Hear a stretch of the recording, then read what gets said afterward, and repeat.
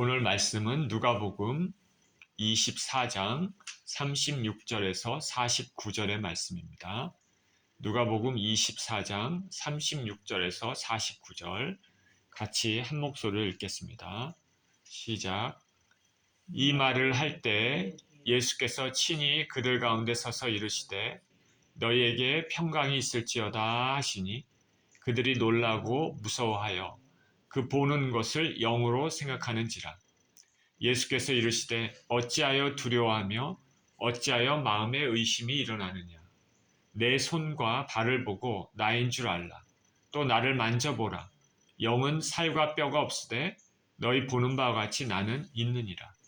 이 말씀을 하시고 손과 발을 보이시나 그들이 너무 기쁨으로 아직도 믿지 못하고 놀랍게 여길 때에 이르시되 여기 무슨 먹을 것이 있느냐 하시니 이에 구운 생선 한 토막을 드리니 받으사 그 앞에서 잡수시더라.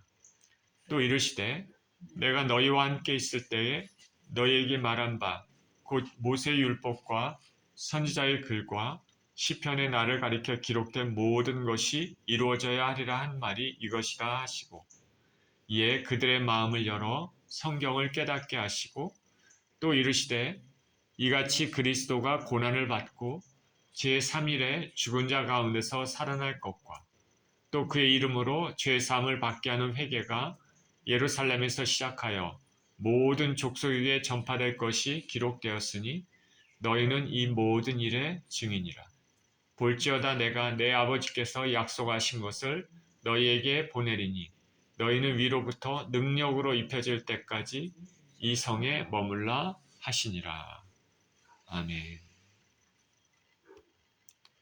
예수 부활의 증인이라는 제목으로 말씀을 나누겠습니다. 기도합니다. 하나님 아버지 감사합니다. 말씀을 또 대하는 시간입니다. 하나님 우리 아버지 말씀을 통하여서 주님을 만나게 하시고 각자에게 들려주시는 음성을 들을 수 있는 귀한 시간이 되게 하여 주시옵소서. 감사드리며 예수 그리스도 이름으로 기도합니다. 아멘. 오늘은 부활주일입니다. 부활의 기쁨이 저와 여러분 또 저와 여러분의 가정에 충만하시기를 바랍니다. 예수님이 예루살렘에 사람들의 환호를 받으시며 입성하셨습니다. 함께한 제자들은 이제 예수님께서 곧 하나님의 나라를 세울 것 그렇게 생각하고 흥분했습니다. 그런데 예수님께서 아무런 저항도 없이 순수히 군병들에게 체포당하시고 신속하게 십자가에서 처형을 당하시는 보고 그것을 제자들이 보고 슬픔에 잠겼습니다. 또한 제자들은 이제 자신들도 체포당할까봐 두려움에 쌓였습니다. 예수님이 자신들과 같이 있었을 때는 죽음도 불사하겠다 그런 마음도 있었는데 막상 예수님의 십자가의 죽으심 그리고 무덤에 장사되고 그런 것을 보고 나서부터 그 이후에는 그것을 보고 나서는 마음이 허탈해지고 두려움이 몰려왔습니다. 마음 가운데 슬픔이 가득 찼습니다. 이전의 용기는 어디에 있었는지 잘 모르겠습니다. 그런데 주일날 아침 안식일이 지나고 새벽에 예수님을 장사하고 슬픔과 두려움에 쌓인 그 제자들에게는 뜻밖의 소식이 들려왔습니다. 바로 무덤에 누이신 예수님을 찾아간 막달라 마리아 그리고 몇몇 여인들이 예수님의 시체는 보지 못하고 천사들이 말하기를 예수님이 다시 살아나셨다라 그렇게 말을 했다는 것을 들었다는 것입니다. 놀라운 소식입니다. 그런데 아직 완전하게 영적인 눈이 띄어지지 못한 이 제자들에게는 이것을 쉽게 믿기가 어려웠습니다. 믿지 못했습니다. 긴가민가했습니다. 예수님께서 예루살렘에 올라가시면서 여러 차례 당신께서 고난을 받으시고 배척을 받으시고 죽으시고 그리고 3일 만에 부활할 것이다 라고 제자들에게 예고를 여러 번 하셨지만은 제자들은 예수님이 그 말씀하실 때마다 그냥 두렵기만 했고 그래서는 안 된다 그런 말도 하기도 하고 또는 심각하게 받아들이지 못했습니다. 그저 예루살렘에 가면 하나님의 나라가 이제 임할 거라 생각하고 흥분하면서 그냥 간 것이죠. 지금 교회에 출석하는 많은 사람들도 성경을 통해 마지막 때 일어날 일들에 대해서 듣고 있지만은 귀가 둔하고 마음이 다쳐서 그 심각성과 그 진실성을 믿지 못하고 있는 사람들이 많습니다. 성경에서는 누누이 얘기하기를 귀 있는 자는 성령이 교회들에게 하시는 말씀을 들을지어다 라고 말하고 있습니다. 그러니 들을 귀가 있는 사람들은 복된 사람들입니다. 제자들은 예수님께서 부활할 것 그런 얘기를 들었지만은 심각하게 받아들이고 있지 않다가 예수님이 십자가에 돌아가시자 이전에 예수님 말씀하셨던 것은 잊어버리고 슬픔과 두려움에만 잠겼습니다. 여인들이 예수님이 살아나셨다라는 것을 증언했을 때도 긴가민가 했습니다. 이때 낙심과 슬픔 가운데 엠마오로 내려가는 제자들이 있었는데 그 제자들에게 또 예수님께서 나타나셨습니다.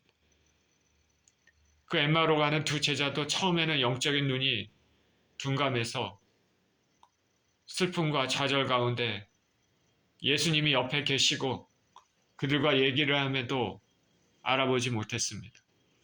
그러나 예수님께서 떡을 떼어주실 때 그들의 영의 눈이 열려져서 그분이 예수님이라는 것을 깨달아 알게 되었습니다. 그래서 급하게 이들은 엠마오로 가다가 다시 방향을 바꿔 예루살렘에 형제들이 있는 곳으로 달려갑니다. 예수님께서 부활하셨다는 것을 알리기 위한 것이죠.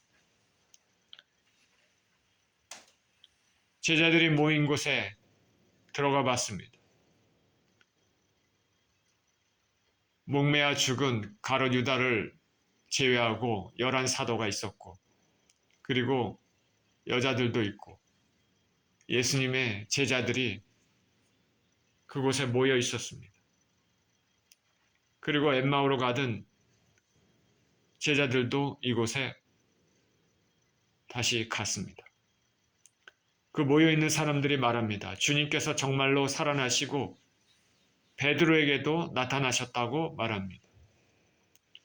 성경에서는 베드로에게 나타났다라는 말이 나와 있지는 않지만은 기록되어 있지는 않지만 아마도 예수 그리스도께서 베드로에게도 나타나셨던 것 같습니다. 엠마오로 가다가 돌아왔던 이 제자들도 이 얘기를 듣고 자기들도 얘기합니다. 맞아. 우리들도 부활하신 주님을 우리들도 만났습니다. 자기들도 부활하신 예수님을 만났다고 증언을 합니다. 이제 예수님의 부활은 누구도 반박할 수 없는 명백한 사실로 증명됐습니다. 한두 명이 아닙니다. 여러 명이 다른 장소에서 다른 시각에 예수님을 목격했기 때문입니다. 그리고 그 이후에 사도 바울 이전에 사울이었을 때 그도 다메섹 상에서 부활하신 예수님을 개인적으로 만났습니다. 고린도전서 15장에서 바울은 이렇게 말하고 있습니다. 부활의 주님은 베드로와 그리고 후에 12제자 그리고 500여 형제에게 일시에 보이셨다라고 얘기합니다. 한두 명이 아니라 500여 형제 일시에 보이셨다라고 얘기하는 것이죠. 예수님은 부활하셨습니다. 직접 부활하신 예수님을 보지 못했어도 여기저기서 부활의 증언들이 들려오고 있습니다. 증언하는 사람들은 세상 사람처럼 쉽게 거짓말하는 사람들이 아니라 예수님을 믿는, 하나님을 경외하는 신실한 사람들입니다. 거짓말을 하는 사람들이 아니죠. 예수 그리스도께서는 부활하셨습니다. 본문을 읽겠습니다. 36절입니다. 이 말을 할 때 예수께서 친히 그들 가운데 서서 이르시되 너에게 평강이 있을지어다 하시니 그들이 놀라고 무서워하여 그 보는 것을 영으로 생각하는지라. 엠마오로 갔던 두 제자가 돌아와서 열한 사도와 사람들이 모인 곳에 부활하신 예수님, 우리가 부활하신 예수님을 만났다. 그렇게 증언을 하고 있었는데 그때 예수님께서 친히 그들 가운데 나타나셨습니다. 이제 말로만 들었던, 직접 목격하지 못했던 제자들도 부활하신 예수님을 직접 본 것입니다. 부인할 수가 없습니다. 예수님께서 이들을 향한 첫 말씀이 이것입니다. 너희에게 평강이 있을지어다. 예수님께서는 제자들을 참으로 사랑하십니다. 제자들에게 지금 필요한 것은 평강입니다. 이들은 당국에 체포될 것이 두려워서 이렇게 비밀이 모여 있습니다. 누가 엿볼까봐 문도 꼭 잠가 두었습니다. 두려움이 있었던 이 제자들에게 예수님께서는 먼저 평강을 전합니다. 너에게 평강이 있을지어다. 이 예수님께서 말씀하시는 이 평강은 당국으로부터 체포당할 수 있는 그 두려움에서 벗어나게 하는 그런 평강일 뿐 아니라 더 근본적으로 하나님과의 죄로 인해 막힌 담이 허물어져서 하나님과 온전한 관계를 이루는 평강의 관계가 회복된다는 것을 선언하는 그런 평강입니다. 예수님이 주시는 이 평강은 저와 여러분에게도 필요합니다. 하나님과 온전한 관계를 통해서 죄의 문제가 해결되고 우리에게 영원한 천국이 기다리고 있다라는 그 하나님과 이제는 원수가 아니라는 그런 평강, 모든 것의 기본이죠. 그런 평강과 더불어서 우리 삶에 있는 여러 가지 어려움과 고통, 우리의 건강, 우리의 미래, 우리의 가족, 친척, 직장, 친구, 그리고 우리가 살고 있는 커뮤니티와 나라에 대해 우리 주변에 있는 모든 것들에 대한 평강입니다. 이런 평강이 우리에게도 필요합니다. 우리의 소망은 예수 그리스도께 있습니다. 저는 지금도 주님이 우리에게 주시는 마음은 평강임을 믿습니다. 너에게 평강이 임할지어다. 저와 여러분들에게 평강이, 주님이 주시는 평강이 항상 임하시기를 예수 그리스도 이름으로 축원드립니다. 주께서 나타나셔서 평강이 있을지어다 그렇게 말씀하시니까 제자들이 깜짝 놀랐습니다. 그리고 무서웠습니다. 부활의 소식을 다른 사람들로부터 직접 들었지만 이제 직접 예수님 말씀하시는 것을 목격하고 예수님을 직접 보고 음성도 들으니 그랬을 겁니다. 그리고 이 사람들은 지금 자기들 앞에 나타난 그 예수님이 영이 아닌가 이렇게 생각했습니다. 영이 아닌가. 성경에는 사람이 죽으면 우리가 이 땅에 살 때 우리는 겉으로 보이는 그 육체의 모습만 보이고 있지만 지금 우리 이 육체의 모임, 모습 그 안에는 우리가 볼 수는 없지만 우리 영이 있는 것입니다. 우리는 육체와 영으로 이루어져 있죠. 어떤 사람은 혼도 얘기하고 있는데 뭐 어쨌든 육체, 영이 있습니다. 그런데 이렇게 육체와 영이 같이 이 땅에서 같이 움직이다가 우리가 이 땅에서 죽을 때 바로 육체 내에서 영이 분리돼서 빠져나가는 것입니다. 그러니까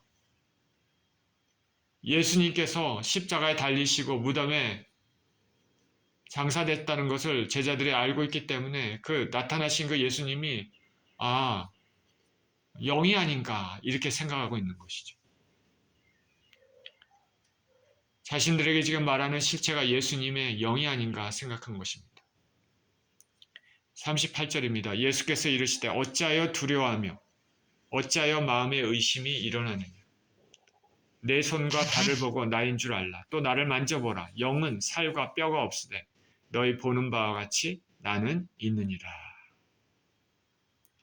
예수님께서 두려워하는 제자들 그리고 아직도 마음에 의심이 있는 사람들에게 말씀하십니다. 어찌하여 두려워하며 어찌하여 마음에 의심이 있느냐. 너희가 보는 바는 영이 아니라 부활한 몸을 가지신 예수님이라는 것이라는 것이죠. 내 손과 발을 보고 나인 줄 알라. 예수님의 손과 발을 보면은 대못 박힌 자국이 선명히 나와 있을 것입니다. 바로 부활한 몸을 가지신 예수님을 알 수 있다는 것입니다. 예수님의 못 박히신 손과 발은 예수님의 고난과 아버지 하나님에 대한 절대적인 순종, 그리고 저와 여러분들을 향한 무한한 사랑의 상징입니다. 찬송가에 나 어느 날 꿈속을 헤매며 어두운 바닷가 거닐 때라고 시작되는 그 찬송가의 가사가 이런 게 있죠. 그 갈릴리 오시니 그때 이 죄인을 향하여 못자국 난 그 손과 옆구리 보이시면서 하신 말. 내 죄를 인함이라 하실 때 나의 죄짐이 풀렸네. 저와 여러분의 죄의 문제를 해결하기 위해서 저와 여러분의 죄의 결과로 인한 죽음의 문제를 해결하기 위해서 주님은 손과 발에 대못이 박히셨습니다. 성경은 구구절절 예수님의 자신의 백성들을 향한 사랑의 메시지가 담겨 있습니다. 예수님의 고통과 죽음으로 인해 저와 여러분이 고통과 죽음에서 노연하게 된 것입니다. 예수님은 당신의 손과 발을 만져보고 영이 아니라 몸인 것을 확인하라고 말씀하십니다. 영은 살과 뼈가 없지만은 예수님은 살과 뼈를 가지고 계십니다. 바로 부활의 몸입니다.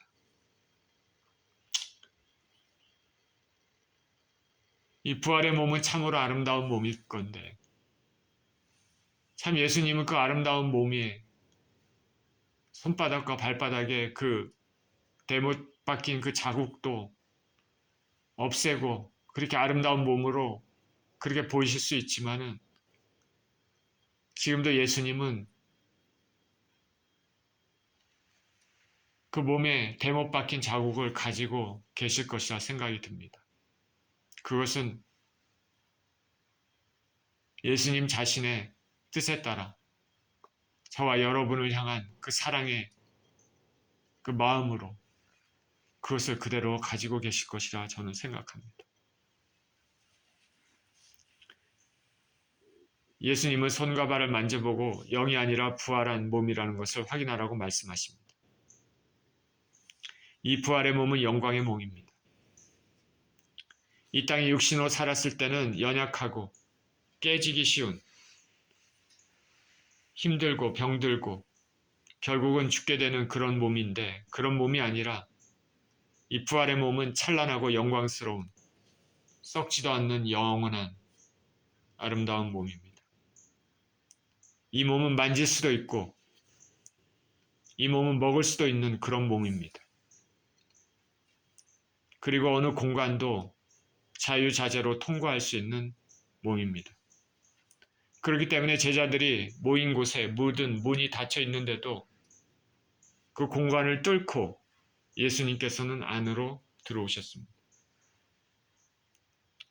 이 예수 그리스도의 이 몸은 장차 우리가 예수님이 이 땅에 오실 때 진정 믿음의 사람들이 새로 입게 될 그 몸을 미리 보여줍니다. 요한일서 3장 2절에 이렇게 얘기합니다. 사랑하는 자들아, 우리가 지금은 하나님의 자녀라. 장래에 어떻게 될 것을 아직 나타나지 아니하였으나 그가 나타나시면 우리가 그와 같은 줄을 아는 것은 그의 참모습 그대로 볼 것이기 때문이니. 그가 나타나시면, 예수 그리스도께서 다시 나타나시면 우리는 부활의 몸으로 변화될 것이라는 것이죠. 그의 참모습 그대로 볼 것이다. 그와 같을 것이다. 그러니까 우리도 부활의 몸을 갖게 된다는 것이죠. 예수님은 이 몸은 장차 우리가 예수님이 이 땅에 오실 때 진정 믿음의 사람들이 새로 입게 될 그 몸을 미리 보여줍니다. 지금은 연약하고 또 나이가 들어 외모가 흐트러졌어도 그때 부활의 몸을 입게 된 그 몸은 우리 삶의 가장 아름다울 때, 가장 찬란하고 하이라이트 때 그 모습보다도 더 아름답고 신령한 몸이 될 것입니다. 이 부활의 몸, 영광스러운 몸에 대해서 고린도전서 14장은 이렇게 설명합니다. 고린도전서 15장은 이렇게 설명합니다. 15장 41절에서 44절입니다. 해의 영광이 다르고 달의 영광이 다르며 별의 영광도 다른데 별과 별의 영광이 다르도다. 죽은 자의 부활도 그와 같으니 썩을 것으로 심고 썩지 아니할 것으로 다시 살아나며 욕된 것으로 심고 영광스러운 것으로 다시 살아나며 약한 것으로 심고 강한 것으로 다시 살아나며 육의 몸으로 심고 신령한 몸으로 다시 살아나느니 육의 몸이 있은즉 또 영의 몸도 있느니라.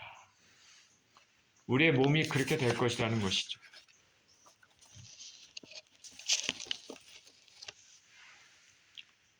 저와 여러분이 진정으로 예수님을 믿고 주님을 꼭 붙잡고 살아간다면 예수님이 이 땅에 다시 오실 때 우리의 몸이 영광스러운 몸으로 바뀌게 됩니다. 얼마나 아름다운 몸이 될까? 우리에게 이러한 은혜를 주신 하나님을 찬양합니다. 성경에 우리에게 약속하신 약속은 너무나 크고 놀랍습니다.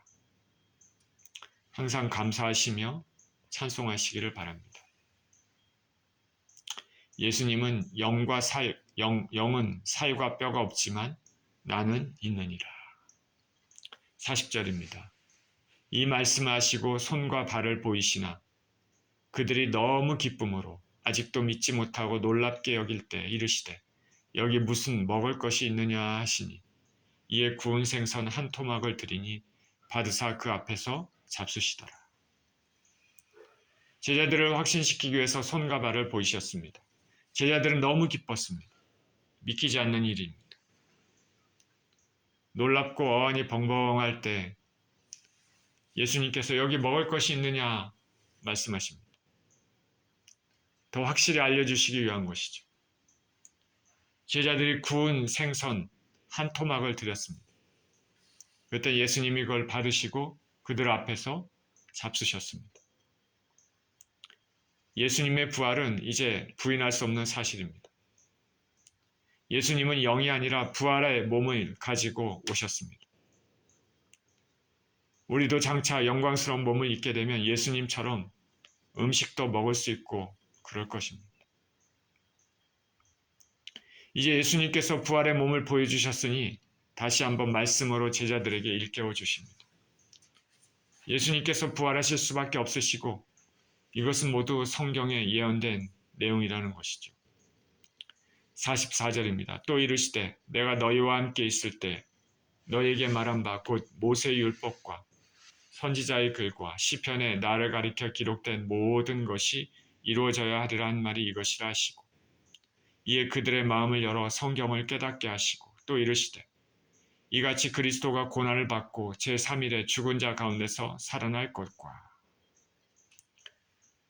예수께서 부활하신 것은 아무런 이유도 없이 뜬구름처럼 갑자기 일어난 사건이 아니고 바로 구약에서 예언했던 그 내용이라고 말씀하십니다. 너에게 말한 바 모세 율법과 선지자의 글과 시편 3중 얘기를 하는 건데 이거는 이 3중 이 표현은 구약 전체를 얘기하는 것입니다. 구약 전체. 지금도 구약은 히브리 유대인들이 사용하는 성경이죠. 그들은 구약을 세 부분으로 나눕니다. 율법, 선지서, 시편. 율법은 토라라고 하고 선지서는 네비임이라고 합니다. 시편은 영어로는 라이팅이라고 하고 그 사람들은 케투빔이라고 얘기합니다. 그래서 토라, 네비임, 케투빔 해서 토라의 T, 네비임의 N, 케투빔의 K 그것을 따서 TNK, 타낙이라고도 얘기합니다. 이것이 성경입니다. 그러니까 예수님께서 모세율법, 선지자의 글, 시편에 나를 가리켜 얘기한 것은 구약을 전체를 얘기하는 것이죠. 이 구약에 그리스도 메시아에 관한 예언이 이루어졌다는 것을 말씀합니다. 우리가 성경이 인간의 구속을 위한 역사라고 생각한다면 그런 관점에서 보면 구약은 바로 오실 예수님을 포인팅하고 있습니다. 예수님은 2000년 전에 메시아로 이 땅에 오실 것이다라는 것이죠. 구약시대 때. 그 메시아는 이사야와 시편에 있는 예언대로 고난받는 메시아로 오시는 것이죠. 이에 그들의 마음을 열어 성경을 깨닫게 하십니다. 그리고 예수님의 고난과 부활에 대해서 말씀하십니다. 율법과 선지자의 글과 시편에 나를 가리켜 기록된 모든 것이 이루어져야 하리라. 예수님의 고난은 성경의 여기저기에서 나와 있습니다. 시편 22편 18절에 내 겉옷을 나누며 속옷을 제비 뽑나이다. 예수님이 십자가에 달리시기 전에 로마 군병이 예수님의 겉옷과 속옷을 나눠 제비 뽑았습니다. 시편 69편 21절에 그들이 쓸개를 나의 음식물로 주며 목마를 때에 초를 마시게 하였사오니 로마 군병들이 예수님께 그 초를 마시게 한 것 우리가 알고 있지 않습니까?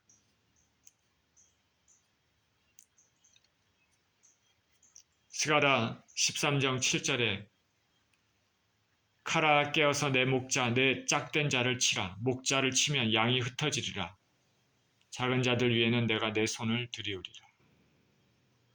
목자이신 예수님을 치면 제자들이 흩어지는 것을 예언한 것이죠. 무엇보다도 이사야서 53장에는 고난받는 메시아에 대해서 자세하게 나와 있습니다. 우리는 다 양 같아서 그릇 행하여 각기 제 길로 갔거늘 여호와께서는 우리 모두의 죄악을 그에게 담당시키셨도다. 그는 강포를 행치 아니하였고 그 입에 거짓이 없었으나 무덤이 악인들과 함께 되었으며 죽은 후에 부자와 함께 있었도다. 또 나의 의로운 종이 자기 지식으로 많은 사람을 의롭게 하며 그들의 죄악을 친히 담당하리로다. 이는 그가 자기 영혼을 버려 사망에 이르게 하며 범죄자 중 하나로 헤아림을 받았습니다. 그러나 그가 많은 사람의 죄를 담당하며 범죄자를 위하여 기도하였느니라. 자, 구약의 여기저기서 메시아에 대한 내용, 예수님의 고난받는 내용을 예언하고 있는 것이죠. 또한 예수님의 부활에 대해서도 예언하고 있습니다. 시편 16편 10절에는 이는 주께서 내 영혼을 수월해 버리지 아니하시며 주의 거룩한 자를 멸망시키지 않으실 것임이로다. 그리고 직접 부활에 대한 얘기는 아니지만은 부활 후에 예수님께서 다스리는 세상에 대해서 얘기합니다. 예레미야서 23장 5절에 내가 다윗에게 한 의로운 가지를 일으킬 것이라. 그가 왕이 되어 지혜롭게 다스리며 세상에서 정의와 공의를 행할 것이며 말하고 있습니다.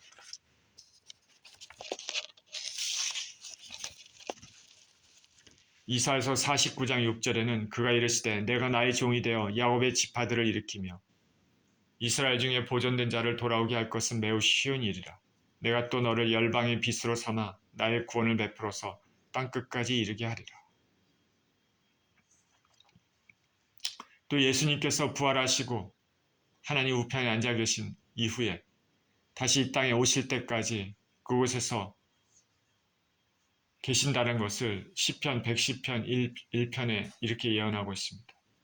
여호와께서 내 주에게 말씀하시기를 내가 내 원수들로 내 발판이 되게 하시기까지 너는 내 오른편에 앉아 있으라 하셨도다.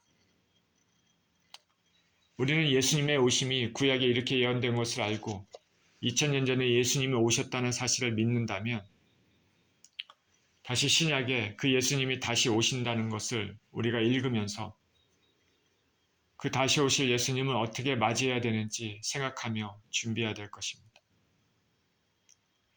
2000년 전에 오셨던 그 예수님은 인류의 죄를 담당하시려고 저와 여러분의 죄를 담당하시려고 오셨습니다.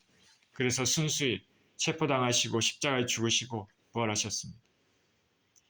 그러나 이제 다시 오실 예수 그리스도께서는 그런 모습이 아니라 백마를 타고 승리자의 모습으로 그 입에 좌우에 날쌘 검을 가지시고 수많은 거룩한 영들과 천사들과 함께 이 땅에 오십니다. 그 입의 기운으로 세상의 모든 악을 부수시고 이 땅에 메시아의 나라를 세우실 것입니다. 심판주로 오시는 것이죠. 그날이 언제인지 우리는 모르지만 우리는 그것을 기억하면서 우리 자신을 돌아보아 깨끗하게 살아야 합니다. 이전에 요한일서 3장 3절에 말한 것처럼 주를 향하여 이 소망을 가진 자마다 그의 깨끗하신 것 같이 자기를 깨끗하게 하느니라 말하고 있습니다. 예수님의 다시 오심은 신약 성경의 모든 책이 다 말하고 있으니 만약에 예수님의 다시 오심을 우리가 믿지 않는다면 성경을 믿지 않는다, 성경 전체를 믿지 않는다는 것과 똑같은 것이죠. 예수님은 반드시 부활하신 예수님은 다시 오십니다. 47절입니다. 또 그의 이름으로 죄사함을 받게 하는 회개가 예루살렘에서 시작하여 모든 족속에게 전파될 것이 기록되었으니 너희는 이 모든 일의 증인이라. 볼지어다 내가 내 아버지께서 약속하신 것을 너희에게 보내리니 너희는 위로부터 능력으로 입혀질 때까지 이 성에 머물라 하시니라. 성경은 이와 같이 예수님의 죽으심과 부활을 예언하고 있고 또한 그리스도 이름으로 죄사함을 받게 하는 회개가 모든 족속에게 전파될 것이 기록되었다고 말씀하십니다. 제자들은 이 일의 증인입니다. 예수님의 부활을 믿는 신자들에게 기쁨의 소식과 장래의 희망의 복된 소식입니다. 또한 예수님의 부활은 제자들에게 사명이 부여되는 소식입니다. 바로 부활의 산 증인이 되는 것이죠. 이제 예수 그리스도의 복음, 하늘나라의 말씀이 제자들에게 맡겨졌습니다. 저와 여러분에게 맡겨진 것입니다. 저와 여러분은 예수 그리스도의 증인으로 이 땅에 살아야 되는 것이죠. 이것이 부활의 기쁨을 누릴 성도들의 자세입니다. 그리고 예수님께서는 그런 증인이 될 사람들에게 한 가지 선물을 주시겠다고 말씀하십니다. 너희는 위로부터 능력이 입혀질 때까지 이 성에 머물라. 능력이 입혀진다는 것은 성령이 주시는 것이죠. 성령의 은혜, 성령의 힘으로 복음의 증인이 된다는 것입니다. 마가다락방에 임했던 그 성령의 놀라운 능력은 겁쟁이였던 두려움이었던 제자들로 하여금 담대하게 죽음도 무릅쓰고 예수님의 증인이 된 삶을 살게 했습니다. 성령은 믿는 신자들에게 능력을 주고 하나님의 뜻을 이룰 수 있도록 힘을 줍니다. 우리 예수 그리스도를 믿는 사람들은 예수 그리스도를 진정으로 믿고 마음에 그렇게 믿은 그 순간 이후부터는 바로 성령께서 우리 심령 안에, 우리 육체와 영혼 안에 내주하고 계십니다. 우리가 느끼건 느끼지 않건 예수님을 진정으로 믿는다면 성령님이 우리 안에 계시는 것이죠. 우리는 그 성령님을 인정하고 또 의지하고 또 환영하고 그 능력 있는 삶을 살아야 되는 것이죠. 성령 충만을 항상 간구하는 삶을 살아야 됩니다. 능력 있는 복음의 증인이 될 것입니다.